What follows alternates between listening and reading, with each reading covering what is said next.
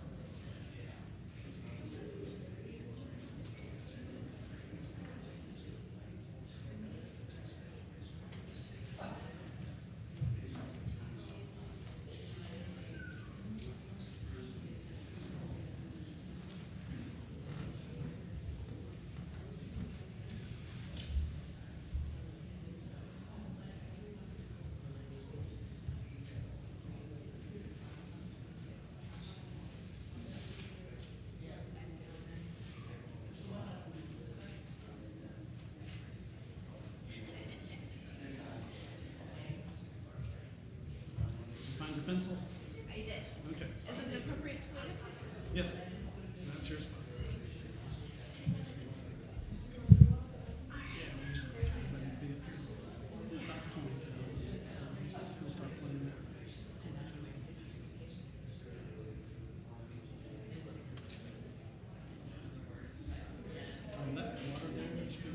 Oh, perfect. Thank you.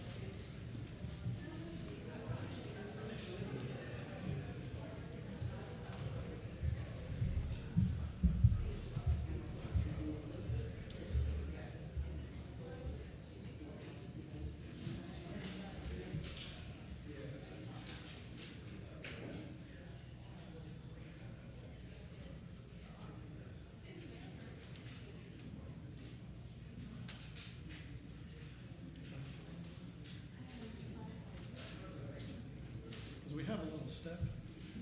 Well, actually, it's not something that's in the back. It's too big for someone like me to straddle. We need something. We need to come up with something little. Or something that like. So we could use that stool right there.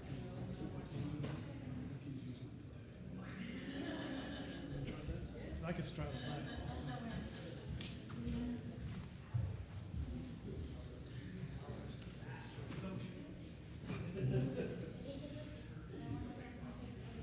See how that feels.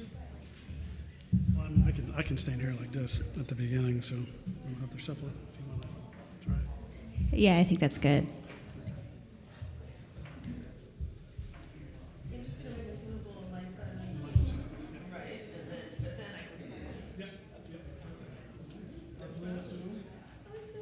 He just was resting today.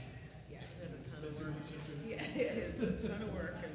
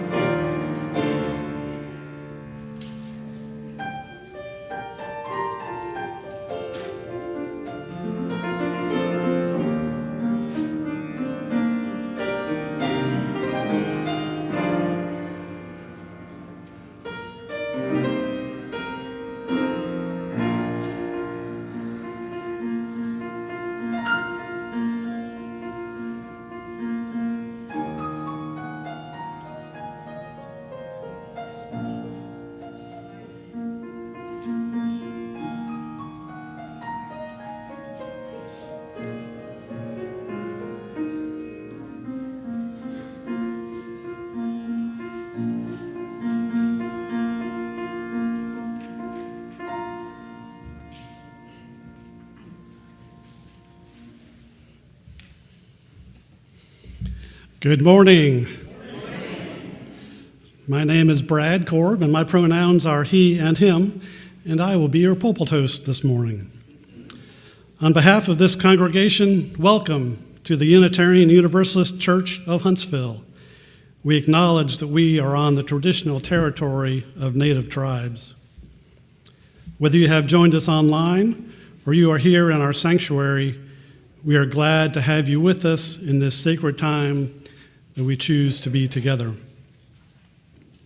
We are an open community of learning, caring, and justice-making. You are welcome here, every part of you, just the way you are. Our congregation is served by our minister, the Reverend Jamie Simon, who is currently away on sabbatical leave. The Reverend Ruth Van Lillian serves as our sabbatical minister, and she is available for pastoral care or to answer questions about Unitarian Universalism. She may be reached by contacting the church office. Today, we have a special speaker, Tahira Osborne, and she is with the Huntsville Bail Fund. Tahira is a dedicated social justice organizer with over a decade of experience organizing for liberation and transformative justice. In their role as the executive director of the Huntsville Bail Fund, she is actively engaged in community mobilization around jail detention and the criminalization of poverty. Welcome, Tahira. If you are a newcomer, please sign our guest book in the foyer in order to receive our weekly email newsletter. Also in the foyer, underneath the name tag display, are hearing assist devices that are available for anybody who may need them. Please take a moment now to silence your electronic tethers. If you have a joy, sorrow, or important milestone that you would like shared during our Circle of Candles and included in the pastoral prayer, please fill out the white card. It looks like this one. And put it in the offering basket when it gets passed later on. For community news and events, check our email newsletter, website, and the paper insert in your order of service. In case of inclement weather or other emergencies, notices of cancellation of services and activities will be communicated via church-wide email and on our Facebook page. This week we have one additional announcement, and that is related to our little food pantry. So it continues to get emptied every day, and we need your help, every one of you, to keep it fed. Please see the link in the weekly email newsletter to sign up to fill our little food pantry. After our service this morning, everyone is welcome to join us in the fellowship hall, this direction to my right, for coffee and snacks. Now I would like to invite Tamara to ring the singing bowl to help us enter into the service more deeply.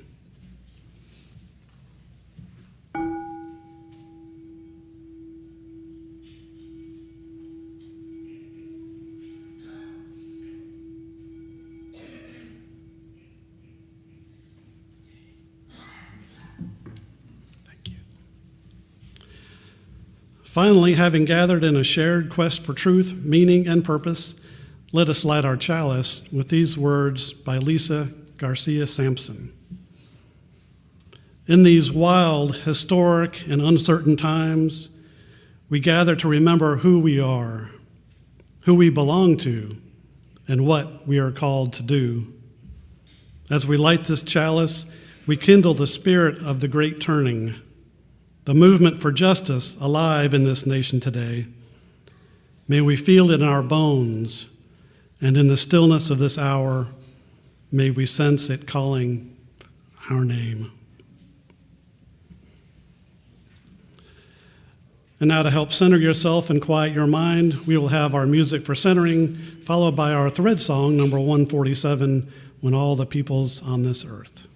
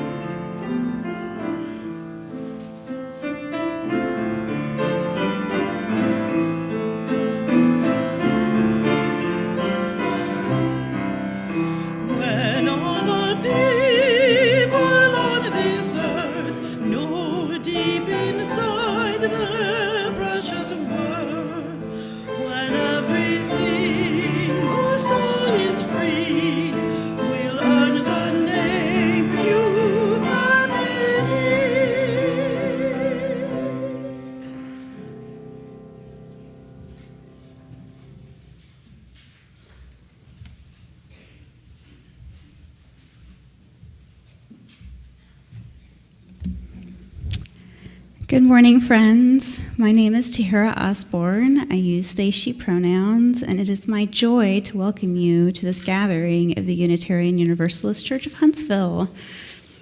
This morning, I invite us to settle into this space with the words of Toni Morrison, "The function of freedom is to free somebody else." Let us censor ourselves in this truth, that liberation is bound up in one another, that no one is truly free until we all are. Maybe this be our call, our challenge, and our commitment today. I believe now we're moving into the opening hymn, which is 318, "We Would Be One."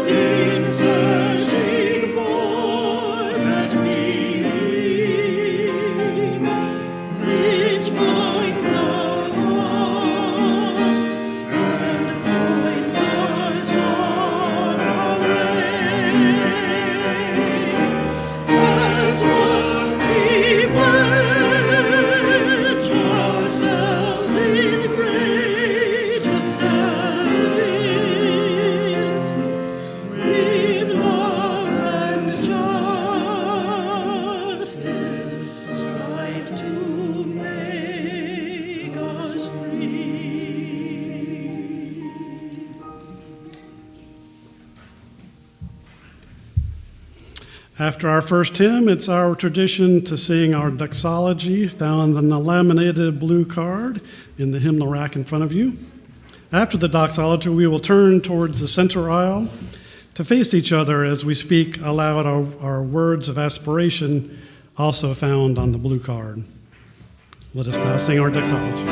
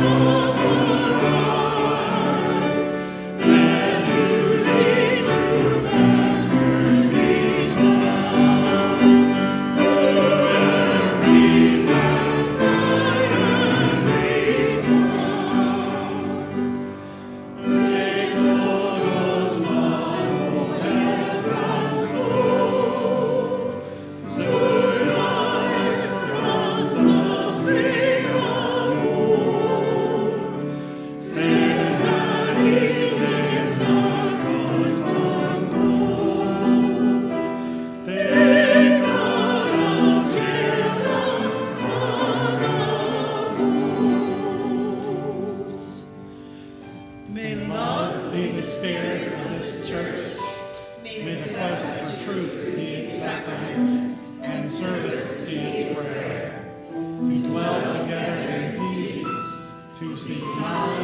freedom, and to help one another in fellowship. This is our aspiration. You may be seated.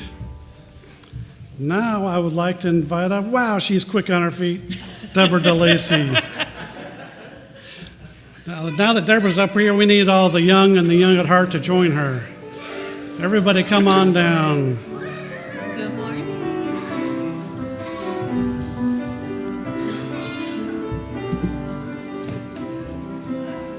Good morning, good morning.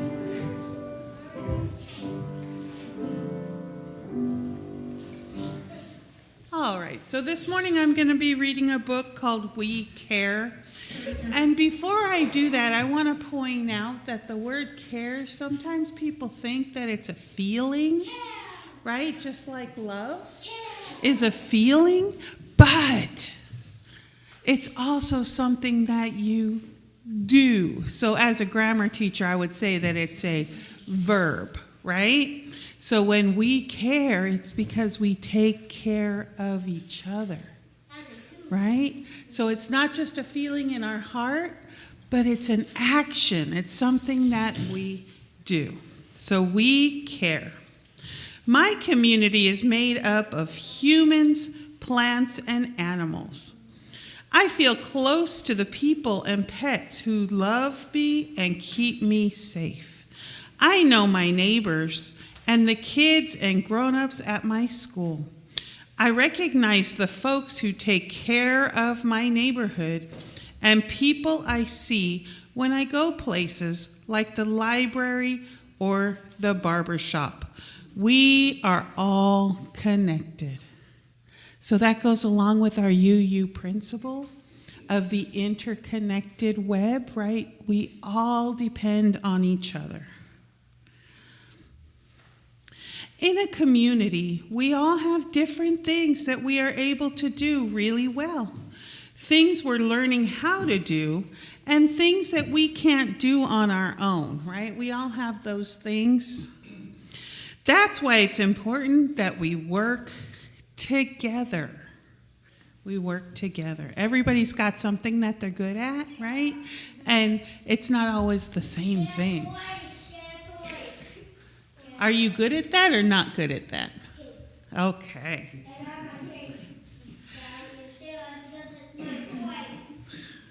Communities are always changing.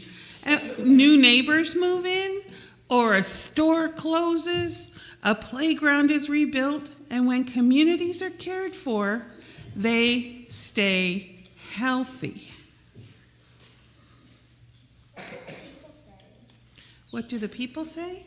Okay, so one says we need affordable housing, one says we need a farmer's market, and one says we want a playground. So this is a town hall where everybody can get together and talk about the things that they need from their neighbors. Another way we keep our communities healthy is by making sure that everyone feels safe to be themselves and safe in their bodies. So everybody has to know that they're okay in their bodies, both safe from other people judging them, right? Or telling them they're not good enough, and safe from people hurting us. In a healthy community, we are responsible for one another. Now I want you to look at this picture right here. It's people eating lunch. Does everybody have lunch? No. So it's a picture where everybody's sitting around a table and only 3 out of the 5 kids have lunch. So, see this picture? What's different? That they have like more snacks. They have a big for a snack. So the people don't have snacks, and the teacher gets the lunch and snacks so they can eat and not starve. Right, so that's one of the things we do in a community is when you see people who don't have things, right? When you see people who don't have any lunch, you figure a way. You share, you come up with other ways. In this case, the teacher found a way to bring snacks for everybody. That's why we have lunch if we don't want to bring Right. And what's really cool about the schools around here is you get to eat no matter what, but that doesn't happen everywhere, right? Yeah. Did you have a question, Shusha? Yes. My question is, when you're mean, you have to say sorry to be kinder and help. Oh, definitely, definitely. Yeah, some people don't just care. So maybe you've noticed that you don't always get what you want, and that can be frustrating, right? You don't always get the brand new toy, even when you say please. Sometimes you've noticed that not everybody has what they need. That's not fair and can make us feel sad or mad. So what's going on with this guy? He's poor and he needs help. Do you think he has a house? No. No. So that's part of the problem too, right? Because most of us, when we go home, we're going to have a roof over our head, right? We're going to have some bed to sleep in, right? Not everybody gets that. So here we see our teacher again. Justice is how we work on a problem together as a community to make things right again for everyone. So once again, the teacher is trying to make everything fair. To find a solution, everyone needs to talk about what happened. So it's important to get together and have these conversations and know that whatever you say is okay. This one says, you could say sorry, just like you were talking about, right? You could say sorry, yes. I'm sorry for not listening to you when you were upset. I need some time to feel better. I was mad, and now I feel calmed down. Make a new tower together. Good idea. So having that communication and working through problems really helps in a community.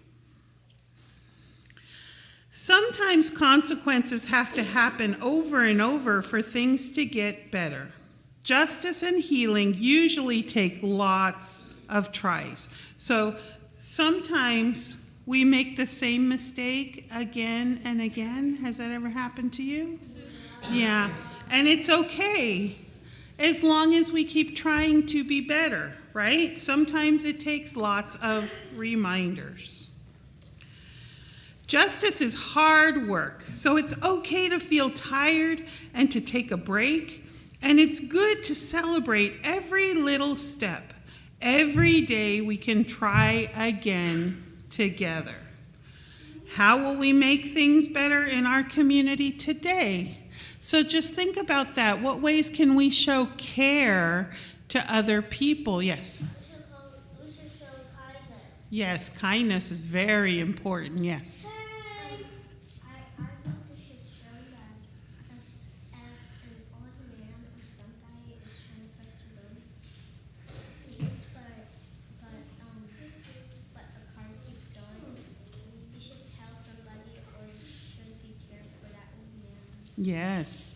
We always need to be aware of the people around us and what they might need, and maybe a way that we can either help them or we can tell an adult to help them, right? All right, so now we're going to go ahead and sing you off to your class.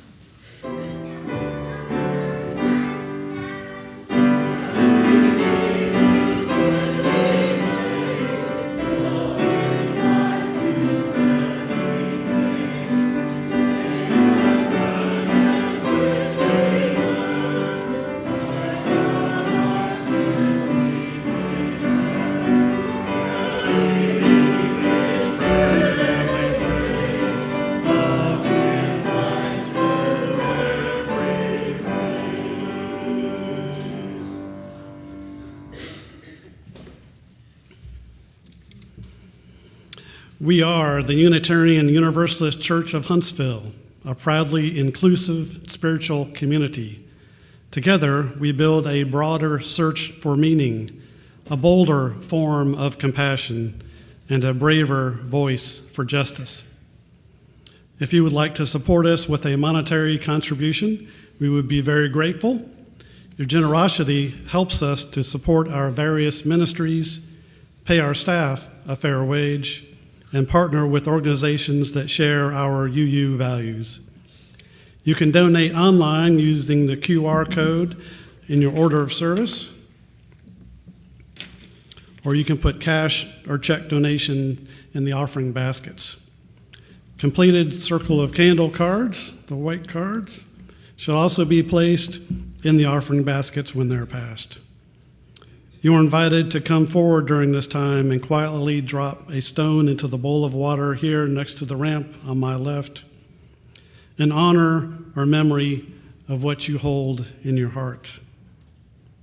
It is through your generosity that we serve our mission here at UUCH, and with gratitude, we now receive the offering.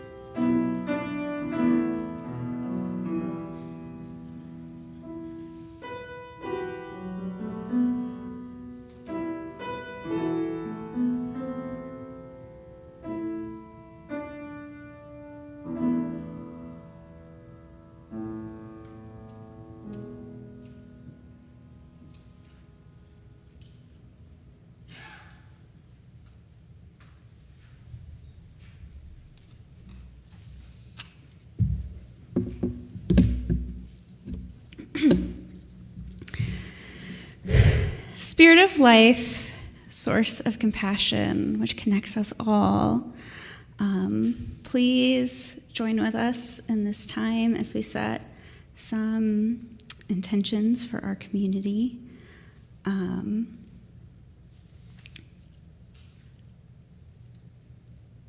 that we all receive the care that we need, that those who are in bondage are freed, whether that bondage is material or immaterial. We pray for justice and for unity in our community, in our country, in our world, that we find ways to create peace together. And now I want to share some of the joys from our community. Lacey Rowe, there was a great turnout yesterday at Briggs Spring Park where folks shared their support for Ukraine, justice for Ukraine, and peace in Ukraine. Organizer said almost 300 people attended the rally. What a wonderful showing of our community. We share a sorrow. Gwen Summer Peters has passed away last week. Her son Dante and daughter-in-law Alicia appreciate the care and support that she received from this congregation at UUCH. We pray for peace for their family, comfort for their family, and people who loved them.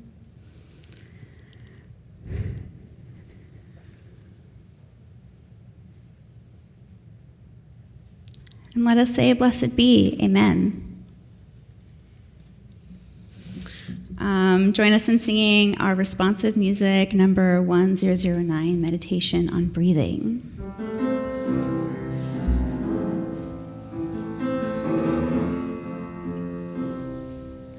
When I breathe in, I breathe in peace. When I breathe out, I breathe out love. When I breathe in,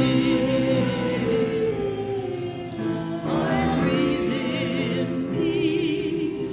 When I breathe out, I breathe out love. When I breathe in, I breathe in peace. When I breathe out, I breathe out love.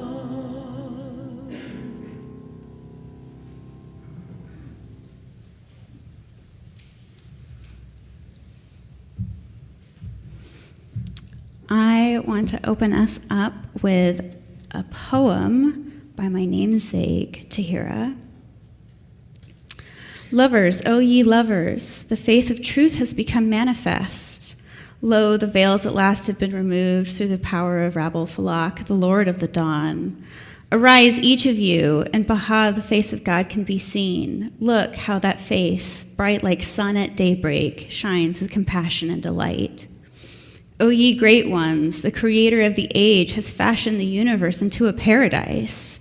This must be the day of resurrection, when morning light shall drive away all traces of darksome night. The time for rectitude has come. Perversity is in retreat. Indeed, everything you longed for, law, order, justice, has at long last appeared.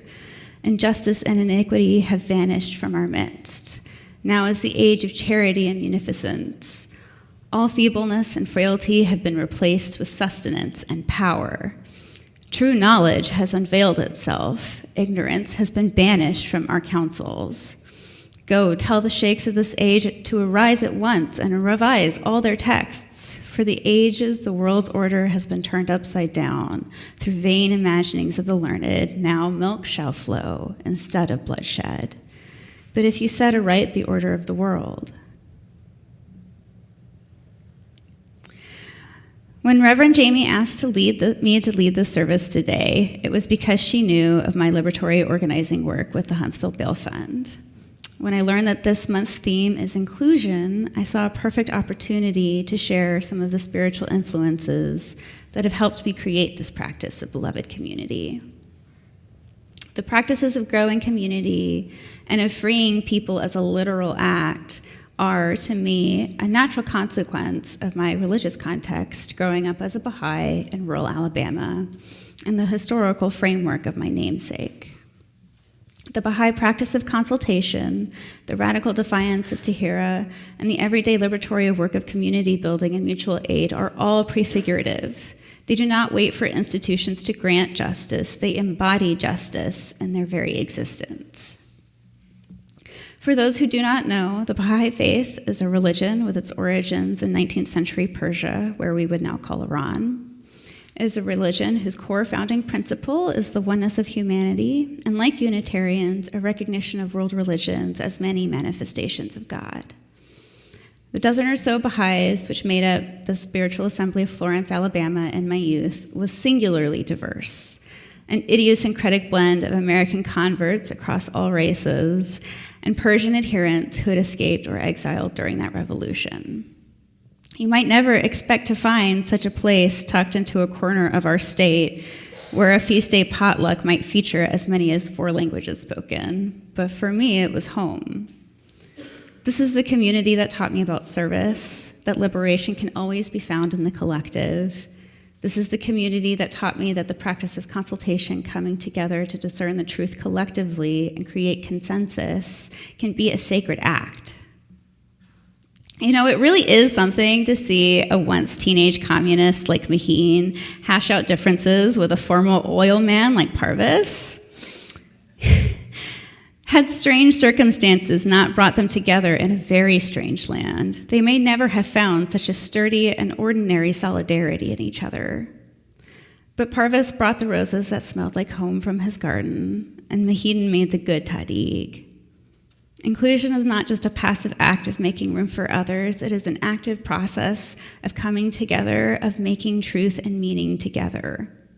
True inclusion means not only welcoming people into a space, but ensuring that they have a voice in shaping it. The Baha'i practice of consultation is a deeply spiritual and practical process for collective decision-making.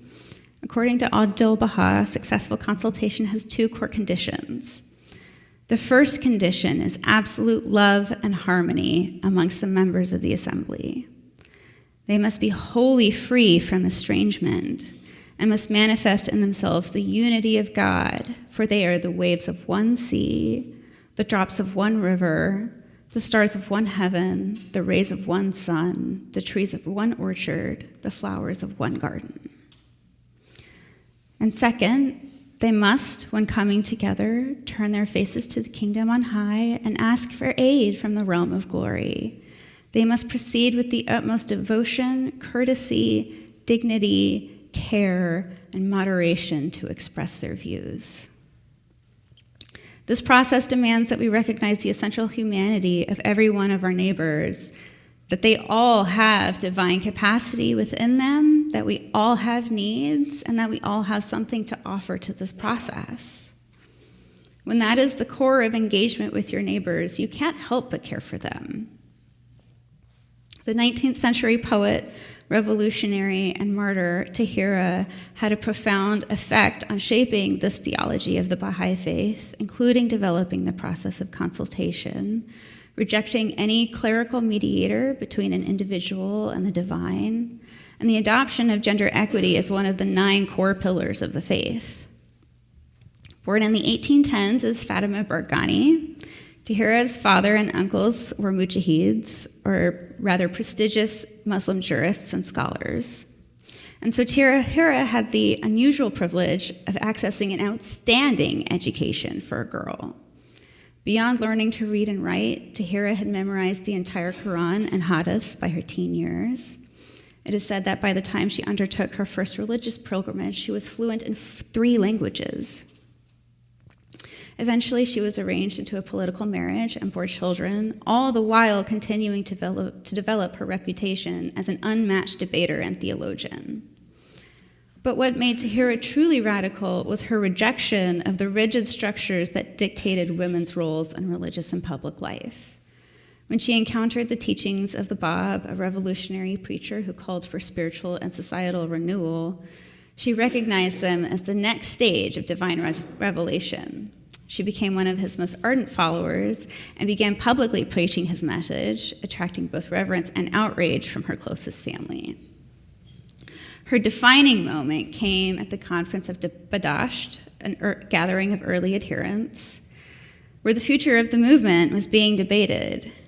In a moment that would become legendary, Tahira took off her veil, a shocking and unprecedented act of 19th century Persia. This is not simply an active gesture of defiance. It was a theological declaration that a new era had begun, one where old constraints, particularly those placed on women, would be shattered. And the reactions were explosive. The story goes that one man was so disturbed by her unveiling that he slit his own throat in protest. Undeterred, she declared, this day is the day in which the fetters of the past are burnt asunder. The aftermath only solidified her position as one of the most radical figures in the movement. Following her unveiling of fiery declarations, she was branded a heretic. Propaganda was spread that she had actually appeared in the streets naked. It was in reaction to this backlash that the pub publicly bestowed upon her the name Tahira. What else can I say? She is Tahira. She is the most pure. This is both a deliberate act of defiance and an affirmation that her acts were of divine inspiration. This defiance did not go unpunished. Tahira's commitment to faith and truth was so profound that she took the radical step of separating from her husband, an unthinkable act for a woman in her time. Her decision was not just personal, it was theological. She saw no compromise between faith and freedom, driven by her conviction that her relationship to God and her belief in the urgent transformation of society. Tahira was arrested multiple times, imprisoned, and even ultimately sentenced to death. But even in captivity, she refused to be silenced. Throughout her series of house arrests, she used her confinement as an opportunity to preach and educate the women in those households, teaching them to read, teaching them to interpret the Quran for themselves, to advocate for their households. Rather than being isolated, she was actively building networks of resistance in the very homes where she was meant to be confined, transforming what was meant to be isolation into a strategy for radical liberatory organizing. On the day before her execution, she is said to spend her final hours in prayer, dressed and perfumed as if it was her bridal night. Her death warrant came down from the Shah himself, and when the guards came, she presented them with the scarf to be used as the death weapon. An eyewitness reported her final words to be, "You can kill me as soon as you like, but you cannot stop the emancipation of women." Tahira's legacy is one of unrelenting courage and faith not just in a distant theoretical justice, but in the immediate and necessary transformation of society. She did not wait for permission to be free. She claimed her freedom, and in doing so, paved the way for others. At its core, prefigurative politics requires radical imagination, the ability to see beyond what exists and instead act in alignment with what could be. It asks us to break from the fatalism of believing change is impossible and instead to lean into change as an everyday reality. As Abdu'l-Baha reminds us, strive that your actions day by day may be beautiful prayers. Turn towards God and seek always to do that which is right and noble.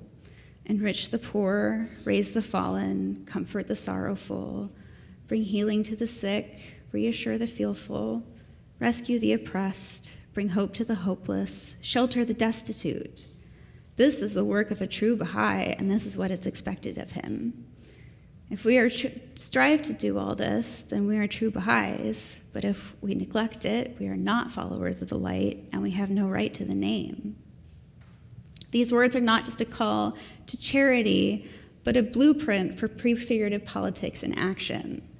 They remind us that justice is not a distant hope, but something we enact now in the way we build relationships, care for one another, and refuse to abandon those that the world has discarded.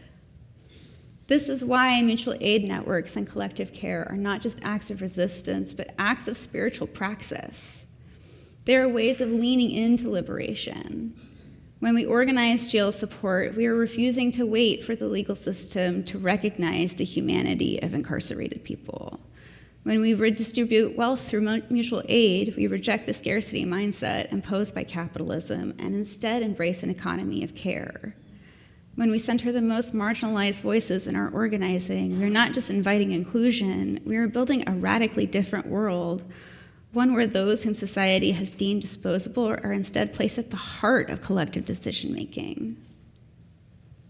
Tahira's story resonates deeply in today's struggles, whether we are fighting against the incarceration of marginalized people, or resisting gender depression, or demanding a world where no one is disposable. We are all walking in her footsteps. To honor her life is to understand that faith must be lived, justice must be enacted, and liberation must be seized, not granted. So what does that mean for us here today in this space? It means that we must ask ourselves, how are we using our freedom? The congregation has always had a potential to be a site of radical transformation. It can be a place where we do not just speak of justice, but enact it. That means showing up, not just in words, but in actions. It means seeing those whom the world discards and saying, you are not disposable, you are beloved. Tahira was unafraid. She spoke truth to power even when it cost her everything. She did not ask for permission to be free, she claimed it. And in doing so, she freed others. The function of freedom is to free somebody else. So let that be our charge today. Let us go forth from this place, not just speaking of justice, but creating it. Let us build a world where no one is forgotten, where no one is left behind. And when the forces of oppression tell us that our work is in vain, let us remember the words of my namesake.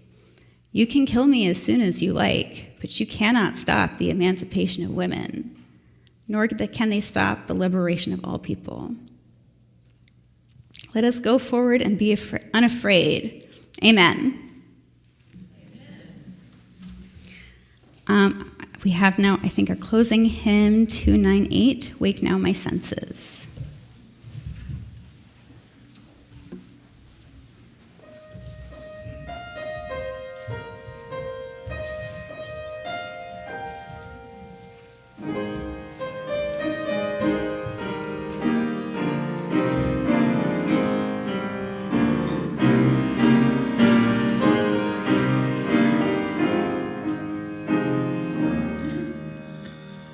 Wake now, my senses, and hear the earth call.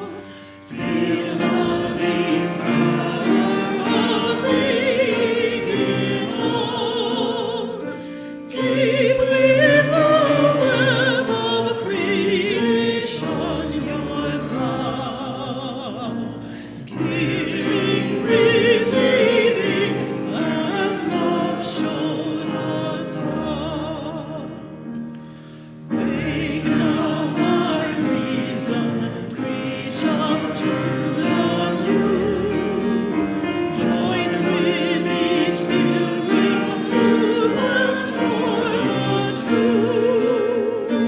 Honor the beauty and wisdom of time. Suffer thy limit and praise the sublime. Wake now, compassion, give heed to the cry. Voices of suffering fill the wide sky. Take as your neighbor, both stranger and friend, praying and striving their hardship to end. Wake now, my conscience, with justice my guide. Join with the people whose rights are denied. Take not for granted a privileged place.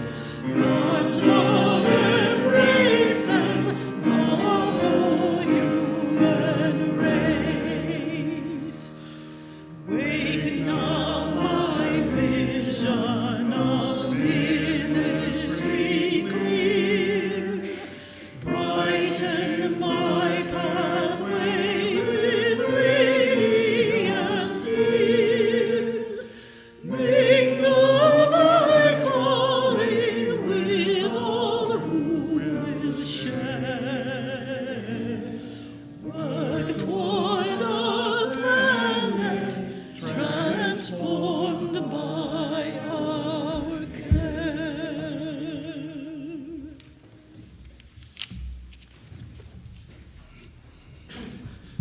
Let us now take a moment to extinguish our chalice with these words by Craig Rowland. As we extinguish this chalice flame, may the warmth of its light remain within us, guiding our steps and our hearts. Let us carry forward the strength of this community, the courage to speak truth, and the hope that transformation is possible. In each breath we take, may we remember that the work of love, justice, and healing is ours to continue, both here and beyond these walls. Go in peace with the light of this gathering to illuminate your way.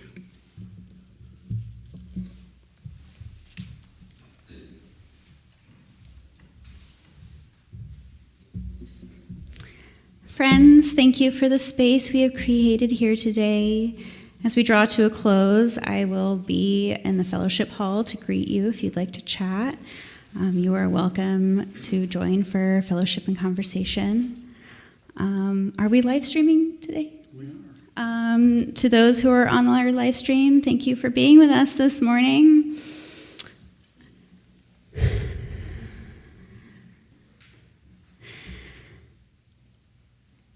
As we draw to a close, let us be agents of action and agents of change.